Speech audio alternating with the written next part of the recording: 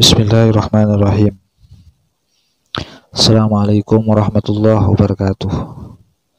Bismillah walhamdulillah wassalatu wassalamu ala rasulillah wa alihi wa sahbihi wa man tabi'a sunnatahu wa jama'atah. Asyhadu an la ilaha illallah wa asyhadu anna muhammadan abduhu wa rasuluh. Video kali ini teman-teman semuanya kita melanjutkan muzakarah ilmu nahwu sharaf, nahwu tasrif, ilmu nahwu tasrif, membaca kitab Nazam Alfiyah. Seperti yang kita ketahui, Nazam Alfiyah yang 1000 lebih ini disusun oleh Imamun Nuhat, imamnya para ulama nahwu, yaitu Abu Abdullah Jamaluddin Muhammad bin Malik, yang dilahirkan di daerah Jayan tahun 600 Hijriah, wafat pada tahun 672 Hijriah. Nazam Alfiyah disyarahi oleh Bahauddin Abdullah bin Aqil. Jadi kalau kita punya kitab Syarh Ibnu Aqil yang menyarahi, yang mengomentari Nazam Alfiyah, itu ditulis oleh Bahauddin Abdullah bin Aqil Al-Misri Al-Hashimi. Beliau dilahirkan tahun 698 dan wafat pada tahun 760 Hijriah. Ibnu Malik ini, penulis Nazam Alfiyah, sebetulnya punya guru yang sangat mempengaruhi beliau dalam bidang nahwu sharaf. Guru beliau yang sangat terkenal ialah Ibnu Mu'ti.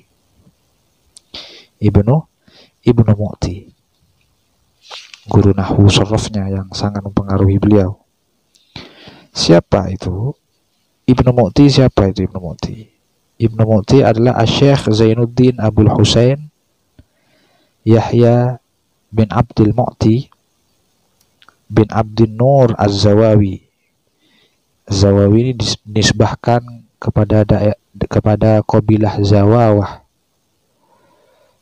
Wahia kabilatun kabirah di daerah Ifriqiya Ashimaliyah, daerah Afrika lah. Ibnu Mu'ti ini fikihnya mazhab Hanafi, Lahir Ibnu Mu'ti ini pada tahun 564 lahirnya siapa? Lahirnya Ibnu Mu'ti. Lahir di tahun 564.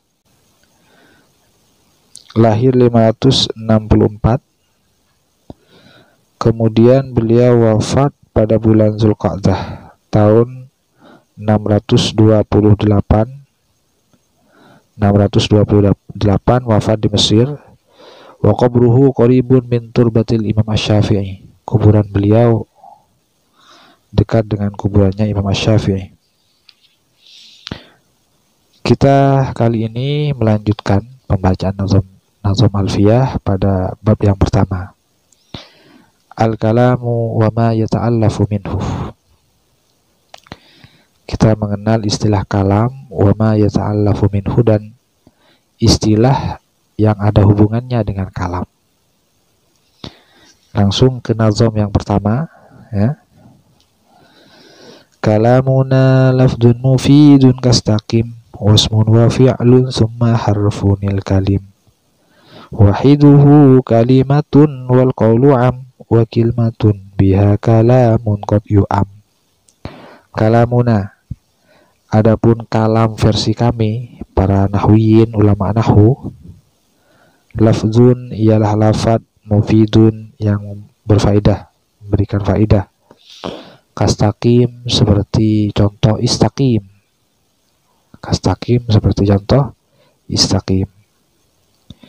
Jadi di mana ada lafaz yang berfaedah, entah itu terdiri dari satu kosakata, 2 maupun 3, dalam ilmu bahasa Arab itu satu kosakata disebut kalimat. satu persatu. Satu kosakata itu disebut kalimat. Kalau dalam bahasa Indonesia kan kosakata. Entah itu berupa kata kerja yang disebut dengan kalimat fiil, ataupun berbentuk kata benda, nama-nama barang secara umum maupun khusus disebut kalimat isim. Ataupun itu hanya berupa kata huruf konsonan pelengkap seperti huruf jar itu, adat syarat, huruf syarat, itu kalimat juga dalam bahasa Arab, tapi disebut dengan kalimat huruf. Nah, yang dimaksud kalam di sini adalah yang penting lafaz mau terdiri dari satu kosakata, dua kata, satu kalimat, dua kalimat, empat kalimat. Kalau berfaedah, kalau berfaedah maka disebut kalam. Seperti contohnya istaqim. Ini kan satu kata, satu kalimat. Itu berupa kalimat fiil amr, fiil amr. Fiil amr, istaqim. Wasmun wa fi'lun summa harfunil kalim. Ketika beberapa kosakata tersebut, entah itu kalimat isim, fi'il, huruf, itu menyatu, maka disebut kalim. Wasmun, dan adapun isim, wa fi'lun, dan fi'il, summa harfun, kemudian huruf, al kalim, ialah disebut kalim. Jadi ketika ada suatu ungkapan ataupun pernyataan, penulisan dalam berbentuk bahasa Arab yang mana terdiri dari 3 unsur kalimat yang menyatu, kalimat isim dari kata benda, kalimat fiil, kata kerja, ataupun kalimat huruf, berkumpul 3 macam ini menyatu, maka disebut kalim. Contohnya in qama zaidun. In itu huruf syarat, kalimat huruf. Qama fiil madhi, kalimat fiil. Zaidun kalimat isim alam. Ketiganya menyatu, berfaedah ataupun tidak berfaedah. Kalau ketiganya menyatu disebut kalim. Wahiduhu kalimatun. Jadi wahiduhu, adapun satu persatu dari kalim, dari susunan kalim, kalimatun ialah disebut kalimat. Jadi satu persatu dari contoh kalim itu, kalimat isim, fi'il, huruf, itu disebut kalimat. Ketika berkumpul 3 macam kalimat itu disebut kalim. Wal qauluh, dan adapun qaul am ialah umum. Qaul adalah umum. Artinya apa? Yang dimaksud dengan qaul ialah umum. Artinya ya ummul jami'ah. Semuanya bisa disebut qaul. Kalam bisa disebut qaul. Contoh kalim bisa disebut qaul. Bahkan kalimat pun bisa disebut qaul. Qaul itu artinya pengucapan. Sekarang wakil matun, dan adapun kalimat biha dengan kalimah kalamun ialah bermula kalam. Qad yu'am ialah terkadang dikehendaki. Apa kalam? Ada susunan kalam. Kalau dilihat dari susunannya itu kalam karena berfaedah. Tapi meskipun contoh itu masuk dalam kategori kalam, oleh halayak masyarakat ini disebut kalimat. Kan aneh kan? Jadi versi nahwiyin, versi teori ilmu nahwu ini kalam, tapi oleh mayoritas sosial masyarakat disebut kalimat. Contohnya seperti apa? Kaqaulihim la ilaha illallah. La ilaha illallah itu kalam kalau versi nahwiyin, versi teori ilmu nahwu, tapi diistilahkan dengan kalimat. Ini apa ini la ilaha illallah? Oh, kalimatul ikhlas. Padahal itu kalam la ilaha illallah itu. Gak apa-apa pertentangan antara istilah dalam teori nahwu dengan istilah yang dibangun dalam lingkungan realita, lingkungan masyarakat Islam, lingkungan sosial Islam.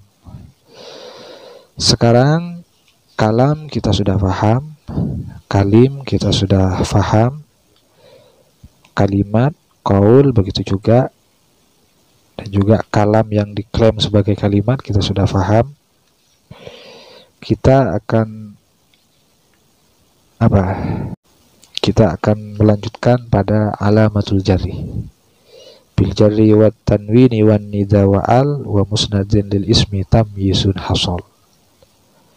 Jadi masing-masing kalimat, isim, fi'il, huruf itu mempunyai alamah, ciri khas tersendiri yang bisa kita baca nanti, yang menjadi pembeda isim tersebut dengan kalimat yang lain.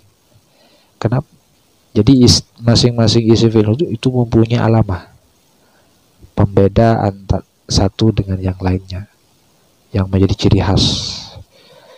Tapi di sini dimulai dari ciri khasnya isim dulu, alamatul ismi. Seperti apa? Kita lanjut ke video berikutnya.